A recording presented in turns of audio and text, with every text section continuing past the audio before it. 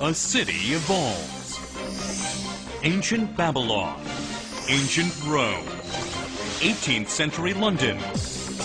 Urban civilization is evolving.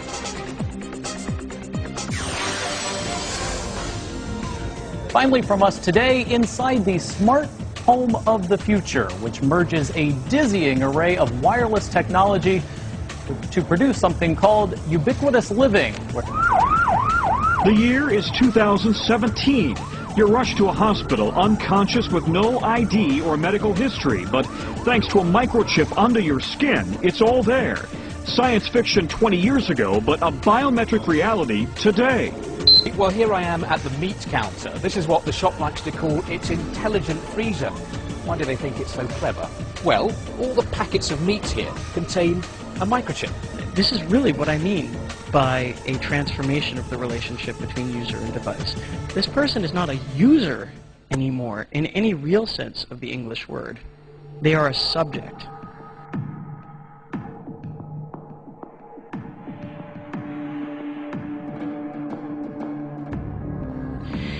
In an everywhere world, too, you see that there are many devices, systems, and services that impinge on each user and also on each other. So, just by walking down the street, you could be subject to a personal biometric system. You could be scanned by the gateway of the transit system. There could be something embedded in the street or in the flooring beneath you. You could be touching other haptic interfaces, tangible interfaces in the environment around you. The lampposts and the other features of the streetscape could have informational services appended to them. And last but not least, there is the surveillance element. There is a UAV here, a robotic helicopter, which is also surveying the cityscape and communicating with all of those devices. It may seem like a vision of a distant science fiction world, but this scenario could be just around the corner. In fact, at this very moment in South Korea, an entire city, a U-city, is being built that utilizes ubiquitous technology. It had its first test run in March of last year. Several other countries are currently planning projects modeled around this futuristic city model.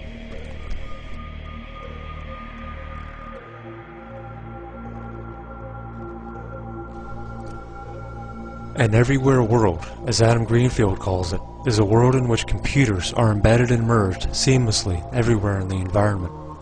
Radio frequency identification tags communicate their position and other information constantly in a vast wireless network. Everyday objects become searchable as if they were part of an interconnected World Wide Web.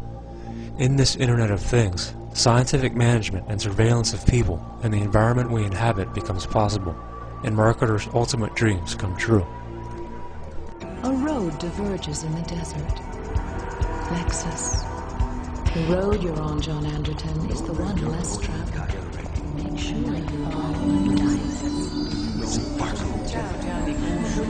Good evening. You can move the old-fashioned John Anderton lifestyles provides gourmet cuisine. John Anderton, you can use a Guinness right about now. As computer chips become smaller and their processing power increases exponentially, ubiquitous computing has become a practical reality. As reported by Wired News, ubiquitous systems are to be rolled out in New York City in 2009. The Architectural League of New York will commission 5 to 7 teams to develop urban interventions to be installed in and around New York City in spring 2009 that will imagine alternative trajectories for how various mobile, embedded, networks, and distributed forms of media, information and communication systems might inform the architecture of urban space and/or influence our behavior within it. Consumer convenience is a central selling point for ubiquitous computing, particularly smart home applications of this technology. Finally from us today, inside the smart home of the future, which merges a dizzying array of wireless technology to produce something called ubiquitous living, where access to the web is available anywhere, anytime. In Seoul, South Korea, our Jo-hee Cho visited the U-Home. Not too far off in the future, perhaps within several years, your home, your kitchen, your living room, your bathroom will be interactive. A screen in your kitchen will show a list of packages that arrived while you were out. Your refrigerator will recognize what you put in it and keep track of how much of it is left. It will even recommend recipes. Today's recommended dish is ceviche. If you're a bad cook, just follow instructions. Boiling the red. The dining room table will know you as well. So this is the art of customized user recognition. The table will basically go up and down depending on my height. In the living room, the TV screen is not only a movie theater, but also a tracking system of where family members are. Take the picture frames and Xboxes away. Everything is integrated into this e-table. From games to children's books, this table can load a good-sized digital library. Choose your interior depending on the day's mood, or just add your TV onto the wall. So the secret lies in this little sticker. This is called an RFID chip. It can be put on me or on my mobile phone, and it basically recognizes my preferences, what kind of books I like to read, what kind of music I like to listen to, my whole medical history. This is basically who I am. And whether this is a good thing or not, we are at the footsteps of a whole new generation of future lifestyles.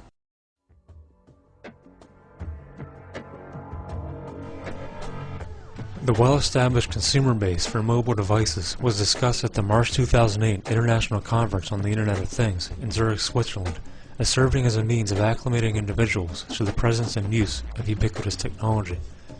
Possible marketing plans were discussed to introduce self-scanning through the use of mobile devices to scan physical products in a manner similar to Internet shopping. Andreas Scheller, a senior engineer for Motorola, presented information to the Zurich conference. The next step is to internetable physical objects, connecting people with things and even things with things. The Internet of Things will enable connectivity not just between people and their computing devices, but between actual, everyday things. By enabling connectivity for virtually any physical object that can potentially offer a message, the Internet of Things will affect every aspect of life and business in ways that used to be the realm of fantasy, or even beyond fantasy. To ensure a fast adoption rate, it is necessary to start with low-hanging fruit technologies like barcode scanning by camera, which will become a free feature for mobile devices morphing into high-end camera phones. This strategy appears to be already in action in Germany, where an entire shopping mall has been designed to allow for product scanning by cell phone. RFID tags are also being used. This is no ordinary supermarket. It's the Future Store, one of the most high-tech hypermarkets in the world. Here the Germans are busy transforming the way we do our shopping, and one of the biggest innovations of all concerns something as small as a cell phone. The idea is very simple. Most people take their mobiles with them when they go to the shops, so why not make your phone help you with your shopping? That's why the stores developed some free software that will turn your telephone into a mobile shopping assistant. Now I can use the camera on my phone to scan the barcodes of all the things I want to buy. So off we go. Some washing powder, some mineral water, and something for the kids. Now by scanning all the barcodes myself, I'm actually saving myself a lot of time when it comes to paying for all of this. But I haven't finished my shopping yet. Let me show you some more in-store innovations over here. Okay, well here I am at the meat counter. This is what the shop likes to call its intelligent freezer. Why do they think it's so clever? Well, all the packets of meat here contain a microchip. There's one.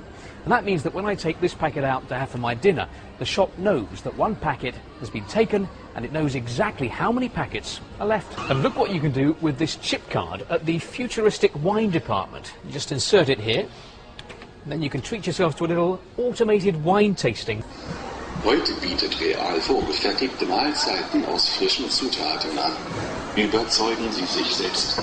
By the way, this is Roger, the hypermarket's resident robot, who sort of wanders around the place telling people about all the innovations here.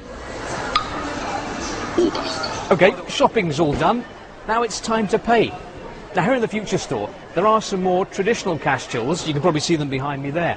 But because I've already scanned all my shopping into my mobile phone, I don't have to use those. All I have to do is to tell my telephone that I've finished my shopping by pressing one button.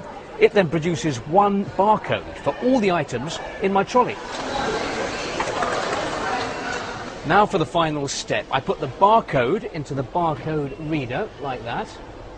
It tells me how much I have to pay. And there are lots of different ways of paying. You can pay with cash or credit cards, even using your fingerprint here. And coming soon, customers will even be able to use radio waves to pay with their mobile phones.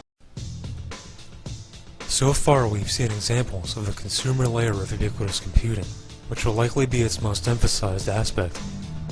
On top of this layer sits the incredible surveillance capability of this technology. Video surveillance cameras are an obvious indicator that you are being watched, but the Internet of Things automated surveillance and tracking grid is merged seamlessly and invisibly throughout the entire environment. In the Internet of Things, every object, as well as people who are wearing RFID tagged clothes or are using wireless electronic devices, will be readable by a computer or wireless network. The objects or person's details, exact location, and other information can be obtained electronically by invisible sensors in sidewalks, roads, or doorways. This convergence of the digital and physical worlds opens a doorway to a whole new kind of surveillance that may give rise to what some call a synchronic society. Dr. Kingsley Dennis, a research associate for the Center for Mobilities Research at Lancaster University, describes a synchronic society in this way. The development of increasingly sentient smart environments will go some way towards creating a more systemic relationship of interconnections and interdependencies between humans, objects, machines, and locality. Here, the emphasis is on an embedded sensory world that will influence and fundamentally alter social practices. Such a cyber-nomadic landscape has been defined by three primary forces of physical-digital fusion: the augmented self and digitally catalyzed masses.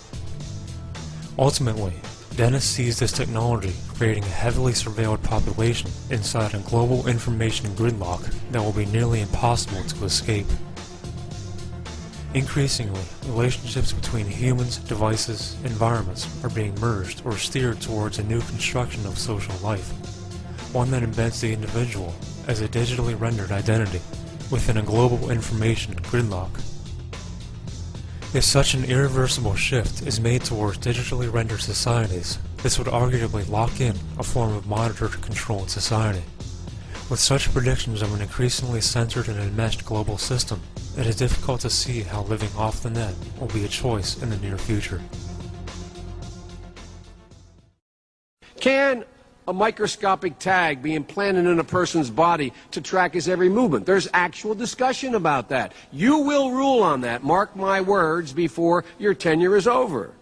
Can brain scans be used to determine whether a person is inclined toward criminality or violent behavior? You will rule on that. Major computer companies and corporations have foreseen the rising trend of ubiquitous computing for many years. Intel's president, Paul Artellini, announced recently that the next 4 decades would be about ubiquitous computing, encompassing every aspect of daily life. In a February 2000 document from Hewlett-Packard's Internet and Mobile Systems Laboratory, we find that Packard wants to make people, places, and things web-present. The document details the infrastructure of the Internet of Things. Our goal is a bridge between the World Wide Web and the physical world we inhabit. It also includes the ability to provide people, places, and things, electronic or otherwise, with a web resource that is used to store information about them, and which is automatically correlated with their physical presence.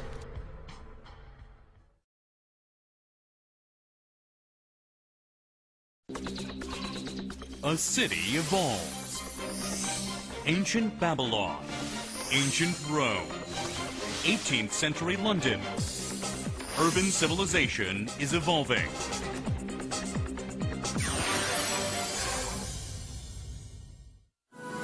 The city of the future that combines high-tech IT infrastructure and information services in the city space. Hwaseong Dongtan-yu City. A place where lifestyle of the future becomes a reality. At Hwaseong Dongtan-yu City, your dreams become a reality.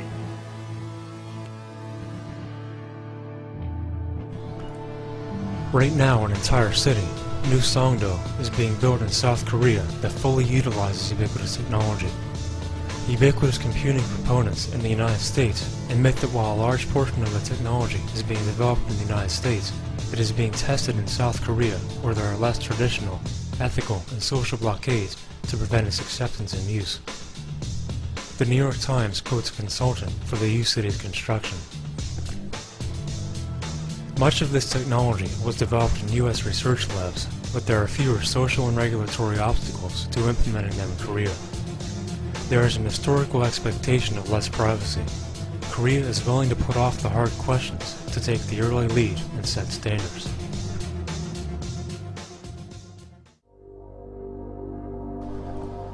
What will happen to traditional notions of privacy in an everywhere world? Will it be utopia or a nightmarish panopticon? Could individuals and dissidents be electronically blacklisted and denied access to cashless payment systems and transit systems as if they were a banned webpage in the Internet of Things?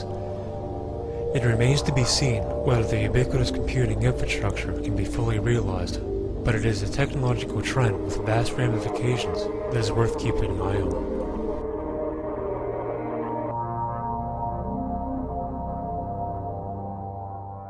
There's no way to detect an RFID chip if you don't know the protocol that it's operating at. You can't get it to talk to you. So here's a guy with a laboratory, with all the equipment, with every reader device under the sun, who actually owns Mu chips. He actually says, oh, I've got a ton of Mu chips of my own, but they could program the Mu chip in such a way that it wouldn't talk to me. It wouldn't respond to my reader.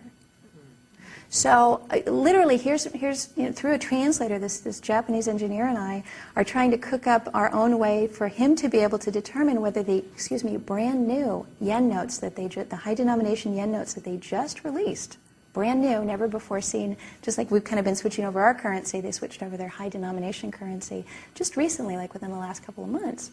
How would you be able to find out if it's in there or not? And what we finally settled on is you would have to get an electron scanning microscope and literally take it apart in order to find it. You'd have to visually see it. You could not do it using laboratory equipment. So now that being said, let me get back to the exploding $20 bill issue. So the question was, would it be possible to put one of these in $20 bills? Well, would it be possible? Absolutely. Would it be wise? Would it be a good investment for the government? Probably not. Not in 20s, maybe in hundreds down the road when it gets cheaper. But I would say probably not a good investment. So most of us in the RFID, sort of the community that follows RFID, were saying it doesn't seem likely to us. But there was still this issue of the eye turning black. And finally what somebody did was they took a stack of paper, just plain white photocopy paper, cut it into the shape of $20 bills, put a stack of that into the microwave, and it turned black at about the same point. And what we realized was it was just the convergence of the heat, because eventually if you put paper in the microwave it will burn. And it was simply, that was where the heat was concentrating. What I found much more interesting about that discussion, though, was not whether or not there's a tag in the $20 bill. But to me the interesting part was that we'd have to ask the question. The fact that we in our country would have so little confidence that our government would tell us whether it was putting tracking devices in cash to remove its anonymity, I think speaks to a much greater issue than whether or not your particular $20 bill is being tracked when it comes out of the ATM machine. And that's really been sort of the crux of my crusade for the last 2 years, is to say, why is it that this technology is out here and so few of us know it exists? And even those of us who know it exists really don't know where it is and have no way of finding out where it is. And even the citizens of the EU, when they go and ask their own government, their own representative elective government whose salaries they pay, are you tagging our currency? The answer they get is, well, we won't discuss that with you. So I have sort of a sinking feeling that unless we begin to demand more openness and more disclosure from our government on where this technology is, that we will have lots of radio debates like the one I was involved in, and lots of things flurrying around the internet, and lots of rumors flying, until we can actually feel like we have some accountability as to where this technology is appearing. All right. The plan for RFID ultimately is to use it to replace the barcode. Now, the barcode has been around since the 1970s. I don't know if people remember, but there was quite a bit of controversy over the introduction of the barcode in the 1970s, and I've been doing a little bit of research sort of looking back at that controversy. It's actually quite fascinating from a sociological standpoint, because many of the things that people feared would happen, that they got over those fears and they didn't happen, they're all happening now.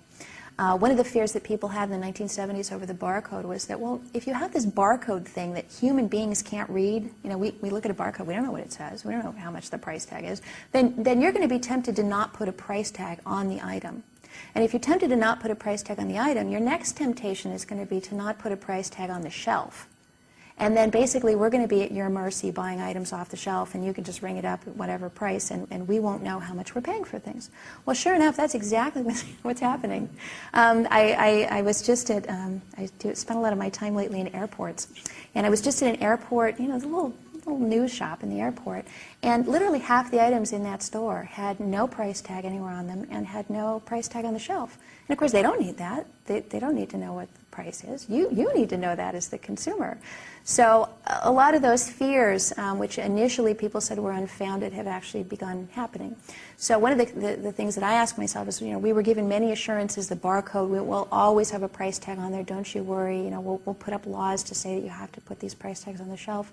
And yet we're seeing that, you know, you let a generation go by, you let 20, 30 years go by, people kind of forget the original controversy, and we sort of accept the status quo. It's very interesting the promises being made with regards to RFID right now as a replacement for the barcode. But before I get into that, let me tell you why it's important that RFID would replace the barcode.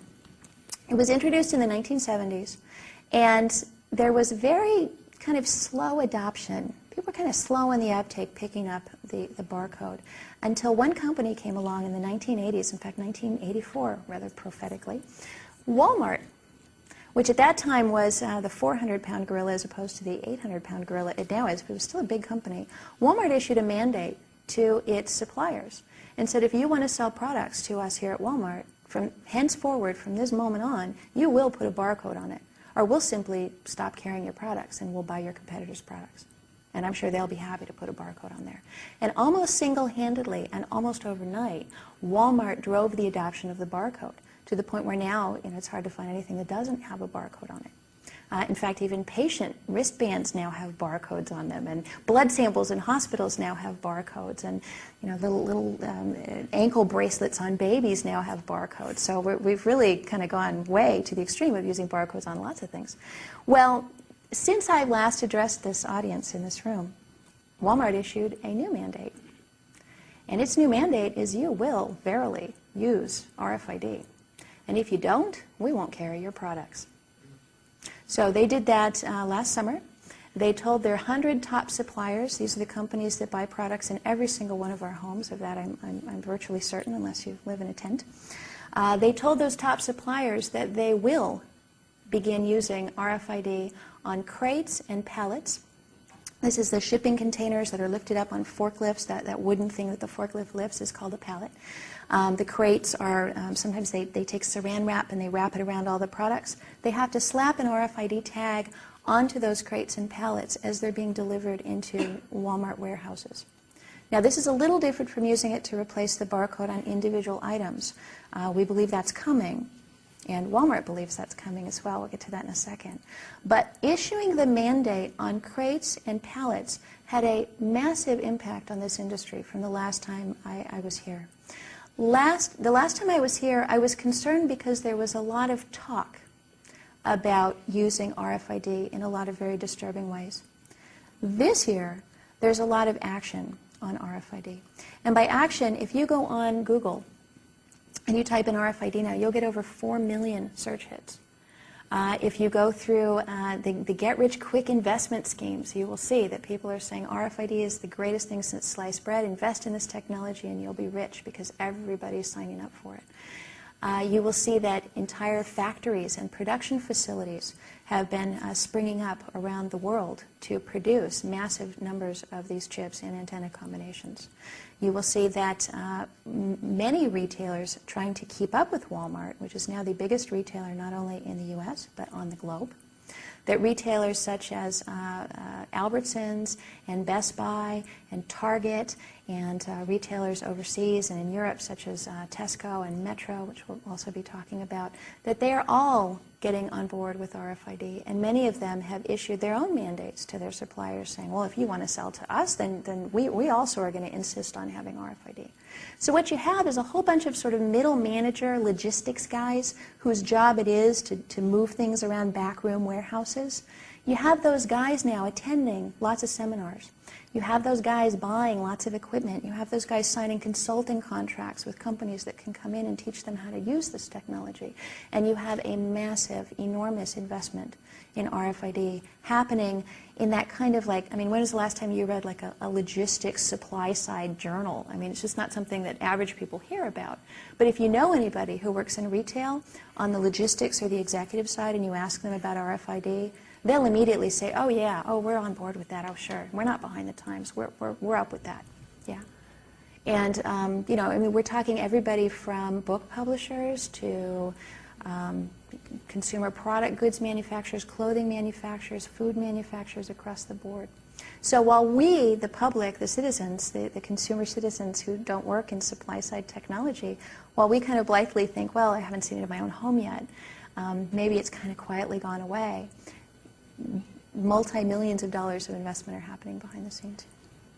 Now, the plan down the road, once we get past the crate and pallet shipping tagging, is to migrate to what's called EPC. And what you see here is an EPC code. Now, let me a lot of acronyms, RFID, EPC. Let me see if I can make this easy. Currently, the barcode is the UPC. It stands for Universal Product Code. The UPC is going to be replaced, if they have their way, with the EPC, which is the Electronic Product Code. Here's a string of it. It starts off with a couple of pieces of information. The first field is just a technical issue that tells you which version of EPC you're looking at. The second field tells you the manufacturer. The third field tells you the product. And then that fourth field towards the end, that serial number, tells you a unique ID number.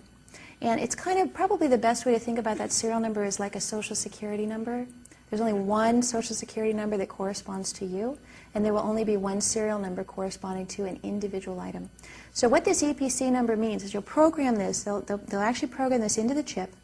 They will affix one of these RFID tags onto everything, and then every individual item as it rolls off an assembly line will be issued its own unique number, different from every other item. So every light bulb, every can of Coke, every pair of shoes, every pair of socks, every pencil, everything will literally have its own unique ID number, trackable at a distance. And that's the other piece. That's what the antenna does. So the chip gives you the unique ID number.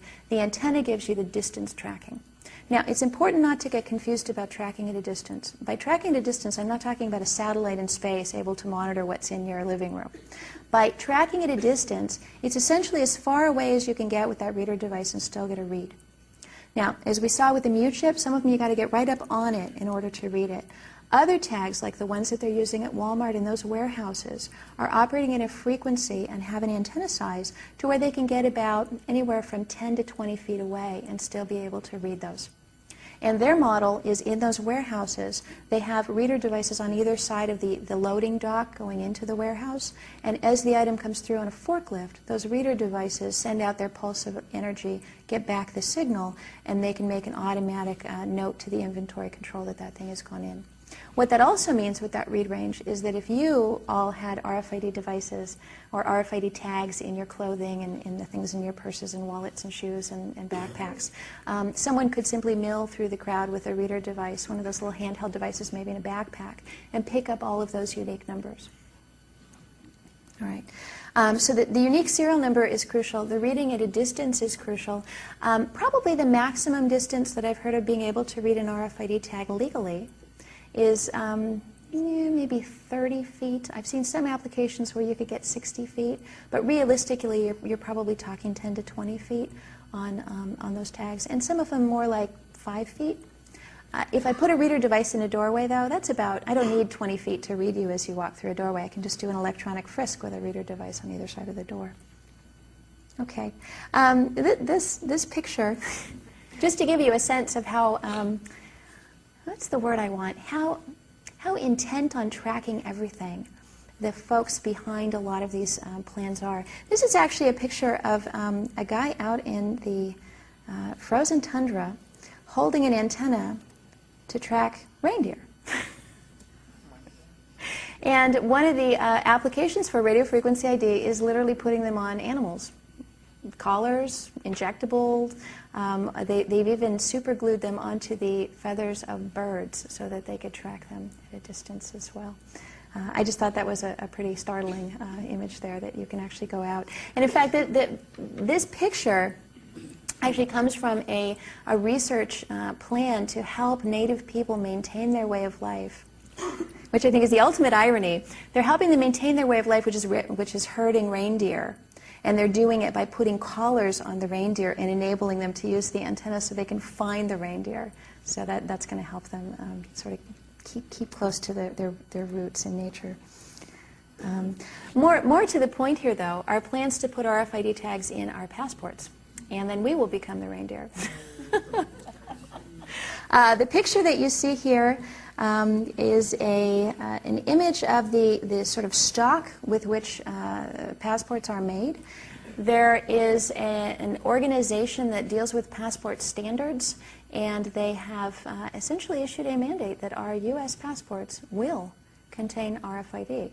They're going to begin rolling this out in certain select locations as early as the early part of 2005. There are many problems associated with this application. One of them is that if you have a passport in your pocket and you can read it from many feet away, that passport on that chip contains information encoded about who you are and what your nationality is, and all of the other information that's visible on your passport. And now, without you even taking it out of your wallet, someone could read it right through your wallet, right through your purse, your backpack, your suitcase, etc., including hostile governments, including pickpockets, including anybody who can get a hold of that reader device. Now, what's especially disturbing about this is that the version of RFID they're putting in the passports is not like that little Mew chip where the guy couldn't read it even if he had the right, even if he had a reader device. This is a version anybody could read. You could go on the internet and for a couple grand, you could buy the reader device yourself to read this. And in fact, if you were a pickpocket, it'd probably be a good investment to do exactly that. So our concern, and this concern has been expressed by many people in the privacy community to the folks in our government who are promoting this use of RFID, this is a terrible idea. It's an absolutely awful idea to be able to remotely read the information on passports. It's just I don't even know what they're thinking. So I think it's already beginning. This notion of we will be tracked through RFID devices is coming, and it's coming fairly quickly. Here's another picture. Antenna location on a finished passport, quite unvisible. This actually came from a presentation on this topic, and I believe it was originally in French. So his translation there of unvisible. But I thought it was interesting that he made a point of specifying that it could be made invisible. So I don't know what their original plan was. They would just give us these things and not tell us that they had RFID in them. Again, it gets back to the exploding 20. It's not the fact of whether or not it's in there. It's the fact of, that we would even suspect that they might do something like that without telling us. All right, I want to talk about a couple things that I've done in the last year. One of them was I flew to the German town of Rheinberg to find out why IBM had this to say. Residents of the German town of Rheinberg will find themselves guinea pigs in what Metro and its partners hope will become a global standard within the next 5 to 10 years. Now, there's a store in Germany called the Future Store, the Metro Future Store.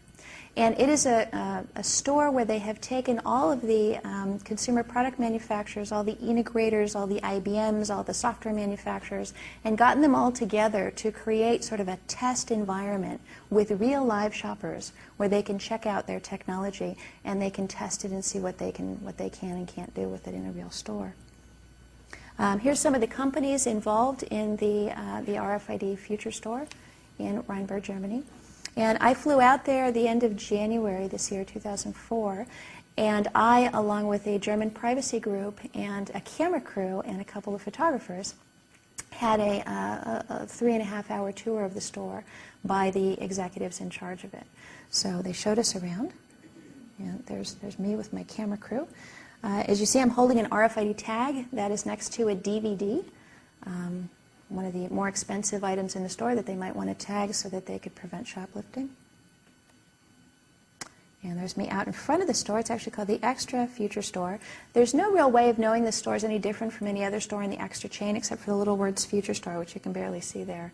Once you get inside, there's a couple of signs and other things, but my observation was most people were walking right past them, just intent on doing their shopping. They're not interested in some technology that IBM's testing out. They're interested in going in and getting their groceries and leaving. You see me on the right-hand side checking out what's called a smart shelf. And the smart shelf is a shelf that has been fitted with an RFID reader directly incorporated into the shelf. And remember that little Pantene lid that I showed you with the tag on it? That's where I got it. So what they've done is they've put the RFID tag, stuck it on there just like a price tag with a barcode onto the Pantene. They put it on the shelf, and a reader device in the shelf picks up the presence of those Pantene shampoo bottles. Now their idea here is what they call real-time inventory. So as it gets down to the last, say, 2 bottles, it would send out a little alert to the back room, which would tell the stock boy to come out and put some more Pantene shampoo on the shelf. That's the main reason why they want what's called item level tagging. That means putting it on the individual item. We have many reasons not to want that as consumers. Probably the most important of which is that if we leave the store with those tags on there, then we can be item level tagged, and the doorway can read us and know what's in our pocket. Shampoo, I don't usually carry around a bottle of shampoo with me, but I do carry around lots of other things with me that could be item level tagged. One of the first things that I saw when I went into the store is the RFID, excuse me, it's not RFID, but the tracking grocery cart. And this is sort of one of my pet peeves, is retail environments are now tracking people as they walk around. We'll be talking a little bit more about that later on. And when I got to the back of the room, the back of the store, they had this RFID reader kiosk. And what this does is the little X is the reader device. You can hold the product up to the reader device, and on the screen behind you'll get information about the product. It might say, oh, this is Pantene, and here's a picture of a model who's washed her hair with it. I don't know, information about the Pantene shampoo or whatever else it is that you're holding up there. It's interesting because I asked, what is the read range on these tags? In other words, how far away can how close does a reader have to be before it can pick up the information?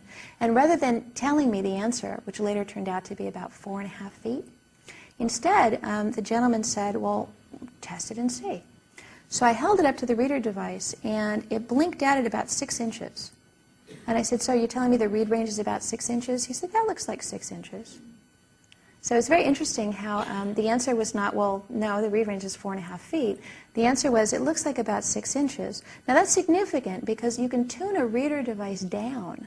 You can reduce the amount of power coming out of it to give someone the impression that it has a short read range, when in reality, if you cranked it up to its highest legal limit, you could get a much longer read range out of it. So as you move forward with this technology, and as it begins surrounding us in things like, in England they have it as the transit pass. It actually opens up your way into the subway. And you have to hold it right up against the reader to open it. So when I ask people, don't you have privacy concerns? Oh, well, the read range is only 1 inch. Well, you don't know that. They could crank that thing down and make it 1/4 of an inch. They could crank it back up and read it from across a room, potentially. So you don't really know that, and that's one of the reasons why we need labeling on the tags stating what their maximum read range is as well.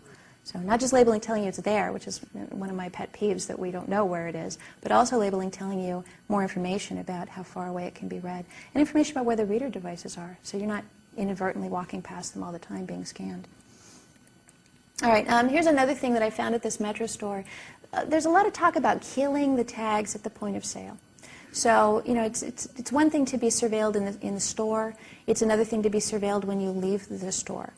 And what they had set up was something they called the killer kiosk. I actually called it the undead machine. And what this killer kiosk did was you were supposed to pay for your groceries at this future store and then take your items over to this other kiosk, which, by the way, was sort of inconveniently located sort of back around behind where you just came out. You're supposed to take them over there and one by one put them on this machine and push a button to deactivate the tags on them.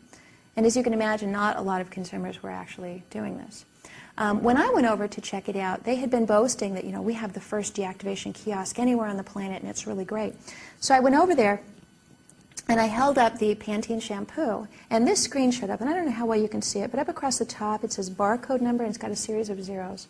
And then down below, there's like an E0401, blah, blah, blah. There's a serial number down at the bottom. And when I originally held it up, they were all numbers. And when I pushed the button, bzz, the numbers along the top were replaced with zeros. But the number on the bottom stayed constant. Now, there's a reason why this is significant. What Metro had done, what the Future Store had done, was program a programmable part of the chip. Right? Now, there's two different kinds of chips. There's chips that are written at the factory once and you never can write them again. And then there's chips with a little programmable area where they can overwrite other information on them. And what they had done here was actually overwrite the barcode information into them. So you could take a whole box of products, you could put it on a read writer, you could write that barcode number onto all of them, and then voila, now when you scan it, you know what that item is because of its barcode number. When they erased it, they simply erased the barcode number, but they didn't erase the unique ID number. And only that item on the whole planet has that unique ID number. Nothing else is numbers E0401, et cetera, et cetera. That's its unique ID number. So you'll see in the next picture, there's me like waiting for this to be erased. They said, wait, it's going to deactivate. And I'm standing there, and as you can see, sort of puzzled, like, okay, well, so, like, yeah. And the look on their faces, I put this slide in here because I love the classic look on their faces, which is we don't get what the problem is. And we had this total miscommunication. It wasn't a language barrier. They spoke great English. But we had this total moment where you could tell the difference between supply-side guys and privacy people. And it was a complete disconnect. They were like, well, we've deleted the barcode number. I said, well, I don't care about the barcode number. I care about that unique ID number because that's the Social Security number. That's the serial number. That's the thing you're going to use to identify this back with me. And they just didn't get it. So it was an interesting moment. Now, this picture. Remember I told you if you put them in the microwave, they burn? They really do burn. This is an RFID tag. This is a fairly good size. It's about this big. And this is after like 3 seconds in the microwave. This is not 20 minutes. This is literally 3 seconds. I put it in and I hit 5 seconds, and long before I got there, it was like in flames. So your choices, if you want to deactivate an RFID tag, is you can kind of stand there puzzled waiting for it to do whatever it does, which, you know, this is the only one on the planet, by the way. So you can stand there doing that, or you can do this. But there's really not a lot of options for consumers to deactivate RFID tags. So really your only choices are remove it. You could cut the antenna off the chip. You can't really crush it. Water doesn't affect some of these. Some of these can go through industrial laundering processes and not be destroyed. So we don't have a lot of options for killing chips. They're working on a new standard for RFID tags that would be killable, but as of yet they're still hashing out the standard, much less have they actually produced those chips. Okay. Now, here, just to get to the end of my Metro Future Store story. So afterwards, we're all eating donuts, and we're having a little chat after our 3-hour tour around the store. And they assured me that they'd showed me every application of RFID in the store. And just so you know, they had only tagged Pantene shampoo, Kraft Philadelphia cream cheese, Gillette razor blades, and DVDs. Those are the only items in the entire store that had been tagged because it's a trial. So they're not going to spend the money. These tags are actually quite expensive. Some estimates say between 20 and 50, 60 cents a piece. So they're not going to put those on every item in the store yet. They're just testing it out, seeing what that's going to entail. So, you know, I was told, okay, you've seen everything. We've shown you all the whole shebang. And I asked like 3 times, I just want to make sure I've really seen it all, right? That you're not hiding anything. Oh, no, we have an openness policy. They hand me this pamphlet. And so we're showing you, we're showing the public everything. Well, so the next day, I'm giving a talk in Germany. And just to give you a sense of how just bizarre my life is, the talk is in a cafe, which is underground. And it turns out it's a converted underground Nazi bunker that they've turned into this coffee shop. So anyway, just a bizarre place to have this experience happen to me. So I'm down in this coffee shop, giving a talk to a crowd about this size. And I'm showing these tagged Pantene shampoo and the tagged Gillette products, and everybody's, you know, aghast. We have a little reader device, kind of like this, you know, hooked up to the computer. We've got a PowerPoint, and I'm holding them. And as I hold them one by one, you know, the numbers appear up on the screen. So people are going, yeah, wow, there really is a number in there. Well, on a whim, one of the people up there on the stage with me, part of this privacy group I was working with, said, well, you know, next they're going to be putting these in our loyalty cards, you know, our little frequent shopper cards. And he pulls out the payback card. I love this name. It's the German Metro reward card. It's called the payback card. And he says, yeah, right, next they're going to put it in there. And he holds it up to the reader device, and I will be dipped if a number did not appear on screen. Now, what we found out was they had actually hidden an RFID tag and an antenna in people's shopper cards. And they were tracking people, not just products. And in fact, not only were they tracking people, but they were tracking people from what we could tell as they entered and left the store through those portal devices that they had in the doorway to make sure you weren't stealing the products. They were tagging people right through their wallets, right through their purses, and identifying people. Now, we were scandalized. In fact, what you see at the right here is an X-ray, so you can actually see the antenna going around and around on there. And in fact, people were so upset about this that they forced a recall. Turned out 10,000 people had been given this. And when I heard that, I went, okay, well, now I know why IBM is calling these people guinea pigs. So they went into just a regular community, to the regular community grocery store, and were using it to treat people as basically lab rats for their technology. So again, this gets back to the exploding 20. It's not the fact that we have to ask the question, the fact that these kind of things are going on secretly, I think is the problem. That's really what we're facing right now in 2004, is we really don't know where this is being tested, and the people doing it are not really doing it responsibly. All right. Now, Texas Instruments, remember you saw the whole tray of all the different tags they have? Texas Instruments is openly promoting this use of RFID. This is an image showing a woman, seemingly not even knowing, when she walks past that reader device, her little purse is beaming out. Here I am, and I'm Jane Q. Shopper, and I'm either a valuable shopper, or maybe I'm a sort of low-income shopper, and you can treat me badly. They specifically come right out and say, it's up to you how you want to treat your customers. You can identify them when they come in, and you can make a decision whether to treat them well or poorly. So now it's interesting. Since I've been publicizing this image from the Texas Instruments website, they pulled it. They've removed this page. There are a number of companies that are actively promoting this, and we have really no way of knowing whether they're in our loyalty cards right now, our frequent shopper cards. Of course, I wouldn't be caught dead using one, but that's a different issue. All right, Tesco in England. Now, I tell you this to tell you a little bit of good news. Here's the good news. As far as I know, our efforts have been extremely successful in the last year and a half to stop this technology dead in its tracks here in the United States on item-level individual products. Now, in Germany, they're putting it on those 4 products that I mentioned. Tesco is one of the biggest retailers, or the biggest retailer in England.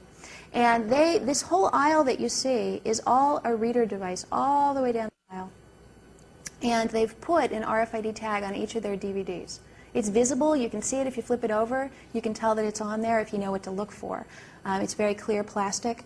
I love the sign that they put up. They said, we're being really upfront, and we're telling people that we're using the technology. No secrecy here. Tell me what you think of this sign. Here's the notice. Helping to make your shopping easier. We are trialing new technology to help improve availability of DVDs and games. To find out more, please pick up a leaflet from customer service. Every little helps, which is the way the British say every little bit helps. So, do you feel informed? When I went over and I got the pamphlet, it basically says, we're trying out this new technology, and it's going to be really great, and it's going to ensure that you never run out of the products you want. Everything you need is going to be right there on the shelf, just where you want to find it. We're working together to make a better store. This is notice. This is disclosure. I was horrified. So, but when you hear Tesco talk about it, I mean, they're up front with their consumers, and their customers all know this is happening, and they're all comfortable with it. All right, this is the reader portal in place in the Tesco store when you walk in and out. Tesco does have a loyalty card. From what I've been told, it does not have RFID in it. If anybody has one and would like to subject it to an X-ray, if you find it otherwise, please let me know. What's interesting is those portals are now on the way into stores as well as out of stores, so they could be scanning you as you walk in. All right. So that was one of my adventures this last year, was checking out the Metro store and uncovering that scandal and causing a lot of front-page news and full hour-long TV specials and everything else on the horrible scandal of RFID in Germany. So it gave them a big black eye in that store. So now the other thing was another sort of scandal that I uncovered this past year was something called Frontline Expo, and what it is it's a trade show where the people who do the supply side stuff, those reader devices you saw, that's where they sell that. So they do all the barcode inventory control management for the people who have to comply with that Walmart mandate. And it looks like this. It's a sort of medium-sized conference. And you'll see, folks there from Philips and IBM and ADT, the people who do home security and other things. And one of the things that I found when I was there was this smart shelf being trialed. And the smart shelf that you see here is essentially a metal shelf on the bottom, and you see how it kind of curves up, and on top they had a little plastic, it looked like an upside-down tray. So what it is kind of a hollow shelf. If you see one of those, drop me an email. If you see one in a real store. I do not know of this being trialed in any real store, but they're definitely promoting it as a possibility or something that they would like to be selling. You see above it says automated shelf level merchandise management. So this is literally getting to the point of putting those on individual products. So you see when I flipped over the Kleenex box, there's one of those circular RFID tags on it. So the shelf is actually able to read that tag, the Kleenex box sitting on it. Same thing with little swimmers' diapers. You see the little circular tag on there. Now this obviously was for demo purposes. If you wanted to hide that, you could do a better job than that. They just literally just stuck them on and were testing out the shelf. Another similar smart shelf was holding pharmacy products. This is Similac Formula, the little tag on the bottom there.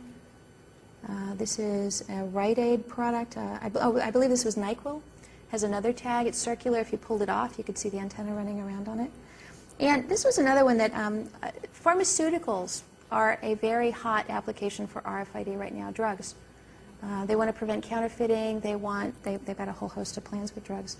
And this was a prototype. And so you open it up, and it looks just like a regular, blister pack of medication. But when you hold it up the right way to the light, you see that little indented rectangle? That's where the RFID tag is. It's actually inside of there between the layers of the cardboard. Now again, are they actually doing this? To the best of my knowledge, they are not. The people at both of these shelves denied any active RFID tagging at any stores in the United States. So as far as I know, and believe me, I spend 20, 30 hours a week reading everything I can get my hands on about this information, all the latest industry, a lot of really boring stuff. And I'll tell you, I do not know personally of any retailer in the United States that is admitting to openly using RFID. Now that's actually really good news, because what it means is that if we find it, if you actually find it being done, then that's big news. And in fact, it's big news in sort of a scandalous way that they will have to either explain themselves or back away from it. And let me get into some of our successes in the last year. By the way, let me put one caveat on there. There are 6 or 7 Walmart stores in the Dallas-Fort Worth area that are selling Hewlett-Packard products, like big printers, that do have RFID tags on the outside of the boxes. Now, I don't know about you, but I don't usually carry a big printer box in my back pocket, so the consumer privacy implications of that are probably not so huge. We did last November, about a year ago, issue a position statement. This was over 40 of the world's leading consumer privacy groups. We co-authored it. And that position statement, which we issued to industry across the board, said, we don't want to see any item level tagging. We don't want to see you putting any of these tags on individual items that we buy. What you do in the warehouse is your business. We're not going to argue with you about crates and pallets. But we are going to draw the line at putting these tags on items in our stores. And when I say our stores, the store is kind of a shared space. They like to think of it as their space, and they can treat us like rats in a cage and surveil us with cameras and do whatever they want. But I think the average consumer feels like when you go into a store, you still have some dignity. And you still have a right not to be tracked and trailed and stared at and photographed and other things because of their technology. So I think that's really going to be the battleground. And these retailers and these manufacturers have complied with our request. We requested a moratorium on item-level tagging a year ago, and they have complied with it. The only exception being those 7 stores, those 7 Walmart stores in Dallas-Fort Worth, Texas. Yeah. So again, these are prototypes, but it gives you a sense of where they're trying to go. Now, there's a company called Checkpoint Systems that I'm extremely concerned about. And what Checkpoint Systems does, they manufacture those anti-theft portals. There's actually 2 companies, Checkpoint and Sensormatic. That are probably the main ones. And you can see when you walk through the next one you walk through, look down at the bottom and you'll probably see the company name on there. And Checkpoint had a display at this Frontline Solutions conference. And from here it looks like just some clothing labels, not a real big deal, stuff you'd have in the supply side. And you've got Abercrombie & Fitch, Carter's, Calvin Klein, and that black one up at the top says Old Navy. And then I saw this one. This is a Champion Athletic Works product. It's made by Sara Lee. You know, the same people who make pie also own Champion. And it has a little sewn-in tag that actually says RFID. Well, when you look inside of it, kind of hard to see here, but yeah, in fact, you can't really see. What it has is a black circle and lots of circuitry running out of it that's kind of been sewn into it, sort of on that top portion. I'm sorry, it's not showing up very well there. This is actually a remote trackable RFID tag, sewn directly into a garment, incorporated into a fabric label and sewn into a garment. Are they selling these? They deny it. The Department of Homeland Security wants to cut down on the chances that potential terrorists and illegal immigrants can get their hands on government IDs. Today, Homeland Security Chief Michael Chertoff unveiled plans for new, more secure driver's licenses. It would require some cooperation now between state and federal officials. NBC's Pete Williams is in Washington. All right, let's talk about what these real IDs are and what makes them any different than what we already have. The difference is that there'll be a lot more checking by the state before they hand that driver's license over to you. Right now, you sort of walk in, the state does a minimal amount of checking, but the Department of Homeland Security wants states to make those things much more carefully checked to make sure that you are who you say you are. So when you go in to renew your license, you're going to have to bring proof of who you are, proof of your residency.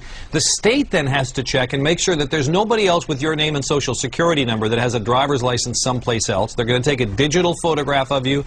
They're going to incorporate technology into the license to make it harder to counterfeit. And Michael Chertoff says there is a good reason for all this extra bother. There are three categories of people who will be very unhappy about secured driver's licenses. Terrorists and people who want to get on airplanes and in federal buildings and avoid terrorist watch lists. Illegal immigrants who want to work in this country by pretending to be American citizens. And con men. Now, the states, when this was originally proposed, said this is going to be terribly expensive because they're going to have to, if you walk in with your passport or your birth certificate, they're going to have to verify that that's accurate. It's going to take a while. It's going to do some checking. They have to save images of these documents, for example. And they said it would cost something like $14 to $16 billion. Well, now the department has vastly scaled this back and hoping to get the states more on board with this. And they're going to phase it in. And I think the simplest way to explain this is that if you were 43 years old on December 1st, this past December 1st, if you were 43 or over, you won't have to get this real ID until 2017. But if you're under 43 on December 1st of last year, you will have to get this new real ID by 2014. Now, here's one other catch. Today, Secretary Chertoff said, we need to hear from the states about whether they're going to do this. And they need to tell us by May. They need to raise their hands and tell us by May if they're not going to participate in Real ID, if they're not going to sign up for this. If they're not, then starting in May of this year, you will not be able to use a driver's license from that state to board an airplane. Let me just say that one more time.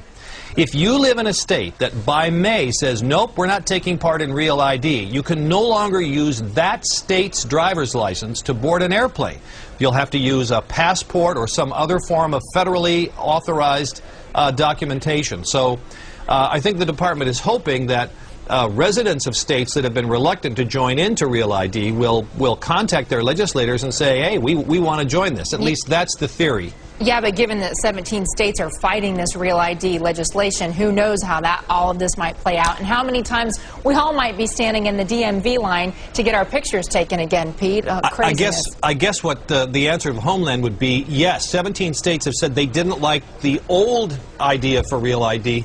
Now the question is, will this vastly cheaper, they say this is going to cut like 75% of the cost, will the states now join in? That's the question. All right, so we'll wait and see what this means for us really in terms of taking action in our own lives. Pete Williams, thank you, sir. My pleasure.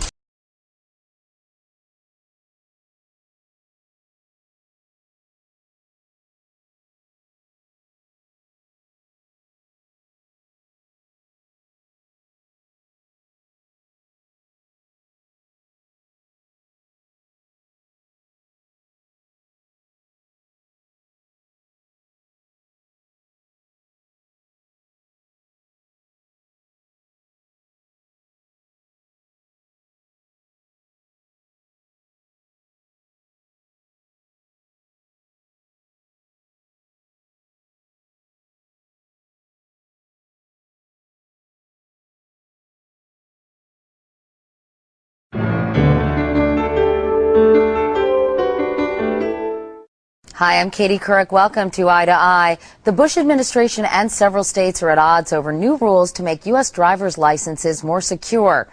Our correspondent Bob Orr spoke with Homeland Security Secretary Michael Chertoff about the importance of the Real ID Act. Right now, as every college kid knows, one of the easiest things in the world to fabricate is a driver's license. It's also the case now that in a number of states, an illegal alien can get a driver's license because they don't actually seek or validate your proof of legitimate residence in the country. So there's a huge vulnerability that's created, one we saw on 9/11 in terms of people evading a watch list. Also the fact that driver's licenses that are insecure actually facilitate illegal immigration and various kinds of fraud. Nailing this problem down and getting secure identification is going to address all three of those things. It's going to prevent terrorists from getting by our watch lists. It's going to prevent illegal immigrants or illegal migrants from masquerading as American citizens. And it's going to remove one of the tools that con artists use to steal identity. Privacy people have complained that this is an invasion of privacy in some way. States have complained that it's too expensive. I mean, from where you sit, isn't this a no-brainer? Well, it is a no-brainer. We have addressed the state concerns with costs by making some changes to the business model and by extending the deadline in a way that will cut costs by about 3/4. So I think we've dealt with that issue. As far as privacy is concerned, look, it's very simple to me. There is no privacy interest that anyone has ever demonstrated to me in allowing people to pretend to be somebody else or in allowing people to lie about their identity or to falsify their identification documents. We are better off from a privacy standpoint if we can be confident that our identities are not going to be stolen, if we can be confident that the identification document presented to us is a valid document.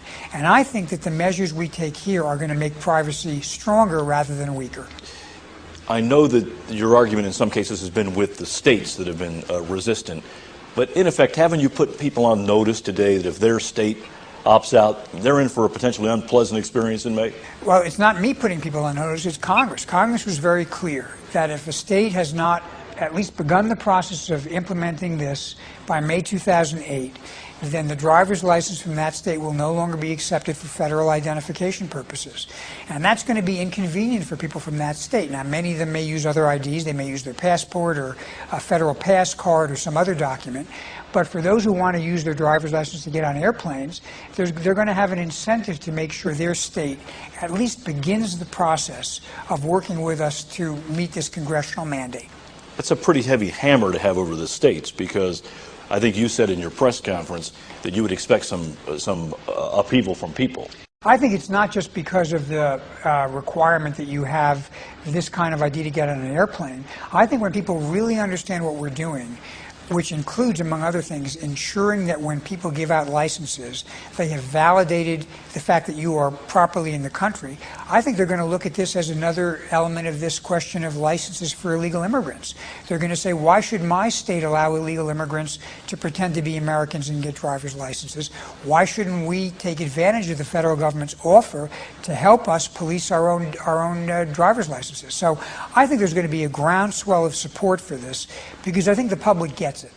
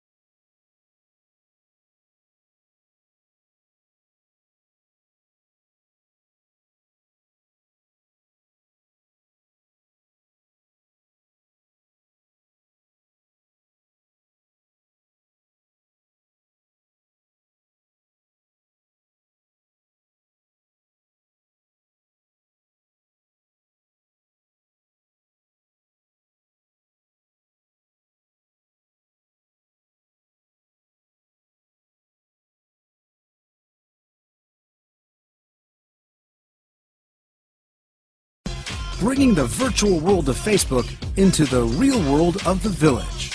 Every village guest received a wristband holding an RFID microchip that contained their Facebook username and password. On each village attraction, we attached an RFID microchip capable of collecting the user's data and sending it directly back to Facebook, creating a real-time sharing experience for the guests with their Facebook friends. The teenagers, full of excitement, used the wristband non-stop. In addition, the wristband was also used to auto-tag the teenagers in pictures that were uploaded to Facebook online. The experience moved from the world of Facebook into the real world and returned to the virtual world in full capacity. Like?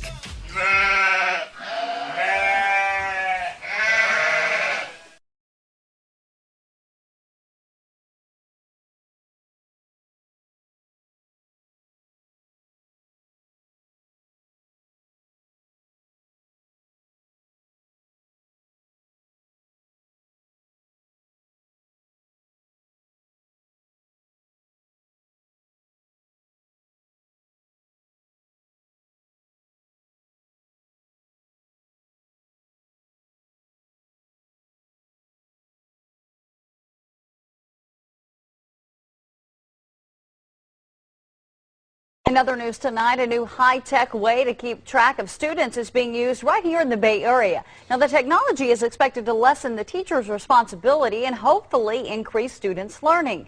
KTVU's Ken Pritchett is live now in Richmond with more on how this system works. Ken? Well, the children wear this tracking device on their clothing, and it will alert if a child leaves campus. But the county says one major benefit of this technology is for teachers because it will allow them more time to teach. It is nap time at George Miller Children's School, a brief moment in the day when children can relax, a rare luxury for teachers such as Simone Buford. Checking papers all day long, checking papers, checking papers, checking papers. When a child arrives, a teacher must write it down. Every time a child eats, a teacher must write it down. But embedded in what looks like a tiny basketball jersey is technology that may change that. So now, when we feed the children lunch, we just have to push a button, and it's done. So we don't have to check the paper, check the paper, check the paper. Inside the jersey is a radio frequency tag that also uses Wi-Fi, which is monitored by sensors planted inside the school. Each dot on this map represents a child or teacher. Parents digitally sign in and out a child seen on this screen, saving teachers from hand-filing attendance records required by the state. Within a year, we could have completely pay off all this system with from the saving that we have from the staffing. Sung Kim with the county's Employment and Human Services Department says 3,000 man-hours could eventually be saved with this $50,000 system, which was paid for by a federal grant. We are the first child care center that implementing with this technology, but it's already proven technology. In the end, the tracking tags are a security feature and something akin to an inventory system that frees teachers for more important things. Spend more time with the children. Spend more time with the children. We know of at least one parent who has raised questions about this system, questions about the safety of it. The county counters that this technology has been used for some time in hospital settings. In Richmond, Ken Pritchett, KTVU Channel 2 News. A new school year and a new piece of technology that has some students worried. The new Canaan, Connecticut School District could soon be trying out electronic tracking technology on students and school property. Students would carry ID cards with radio frequency strips. The cards could track students inside the school, which the company supplying the cards says could be useful in an emergency. The need to quickly identify where they are for their safety and security is something that can be done several times a second. Students and parents have mixed reviews. I think it's my business to know where he is, and the school's business to a certain extent when he's there. I think they would feel, I don't know, weird about people knowing where they are. The school board still has to approve the program. It would start in the spring and would be voluntary. Noel Waghorn, The Associated Press.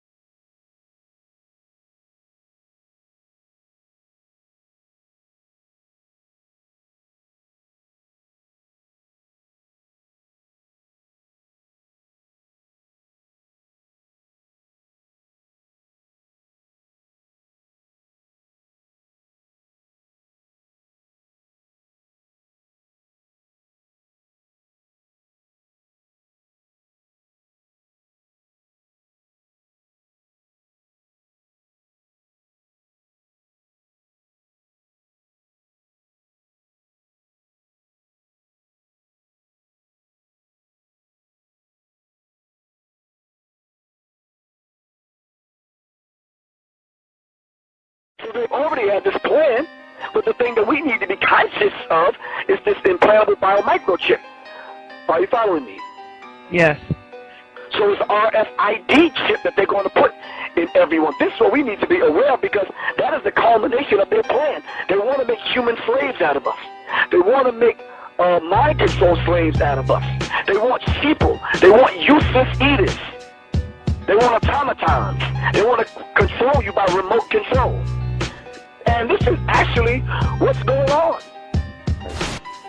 In the 1960s, Professor Jose Delgado took a normally hostile bull and implanted electrodes into its brain. Electrodes that could be activated by a radio transmitter. His objective was to see if stimulation of the bull's midbrain could short-circuit the rage signals, stopping the bull before it reached the matador. After the bull had recovered from the implantation and in mid-charge, the button was pressed. The bull's aggression ceased instantly. This is your brain. This is your brain on a microchip. Scientists say they'll now be focusing on linking the microchip with the human brain to see how well it can control artificial limbs and restore brain function. University officials say this is the only Canadian city that will be working with such technology. Crystal Gamansing, CBC News, Calgary. A clearer experiment was performed with cats. In this classic example, the hypothalamus, the rhythm maker, was implanted with electrodes. Could it be responsible not just for rhythms, but also for rage? The switch is turned.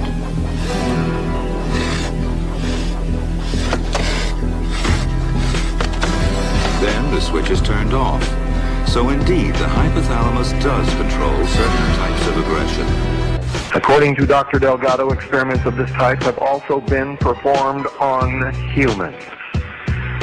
We know that these experiments were conducted in Canada at certain hospitals, and that certain unwilling, unconsenting human subjects were implanted with small electrodes in the brain, and to this day are still being controlled by their handlers. It is not, ladies and gentlemen, a complex process as you may believe. In fact, it need not even be implanted within the skull or be productive of stimulation of the brain. All that is needed to accomplish the radio control of the brain is a twitching muscle. The subject becomes hypnotized and a muscle stimulant is implanted. The subject, while under hypnosis, is commanded to respond when the muscle stimulant is activated, in this case by radio transmission. While the private was in a deep trance, Watkins told him that the officer sitting across from him was an enemy soldier who was going to attempt to kill him. In the private's mind, it was a kill or be killed situation. The private did not see his own officer sitting there. He saw an enemy soldier. The private immediately jumped up and grabbed the officer by the throat. The experiment was repeated several times, and in one case the man who was hypnotized and the man who was attacked were very close friends. And the results were always the same. Watkins concluded that people could be induced to commit acts contrary to their morality if their reality was distorted by the hypnotism. Metal detectors, liquid bans, random bag checks. As passengers, we've come to expect tight security measures associated with flying. Soon those measures will extend beyond those just taking off to include those who never leave the airport. San Antonio international officials tell KENS 5 Congress is putting into motion measures that will ensure airport employees are subject to stricter security checks. Selena Hernandez joins us live from the airport with a KENS 5 exclusive. Selena? Chris, right now, all airport employees must pass a police and FBI background check soon. Those checks could include something a little more intrusive. At San Antonio International Airport, officials here await the arrival of stricter security measures. not for passengers, rather airport employees. This would be a huge step as far as the amount of background checks that we're going through. This would kind of open it up to a lot of different areas that we don't currently have in place. Members of Congress are currently debating how to keep closer tabs on those who have access to secured areas, meaning everyone from restaurant employees to airline mechanics could soon be subjected to more rigorous background checks. We're just kind of waiting to see what they come up with. It's fairly early in the process. Under discussion, a check of an employee's credit history, search of their bags and property before entering secured areas, and perhaps the most extreme measure, the use of biometric readers for fingerprints and eyes, even possibly a chip implant. An idea we're told more than likely won't fly. Before they ever got to the chip in the hand or anything like that, we feel like they would probably opt for a less intrusive way of going about it. Again, those measures are still under congressional discussion. We're live at the airport. Selena Hernandez, KENS 5 Eyewitness News.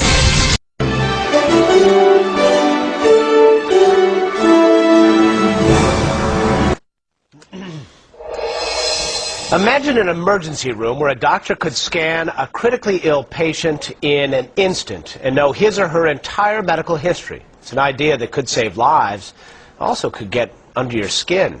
Welcome to the future. My name is Denise L. Pease. I'm 52 years old. I was in the back of what we call gypsy cab. There were headlights coming towards me, and in 5 seconds my whole life changed.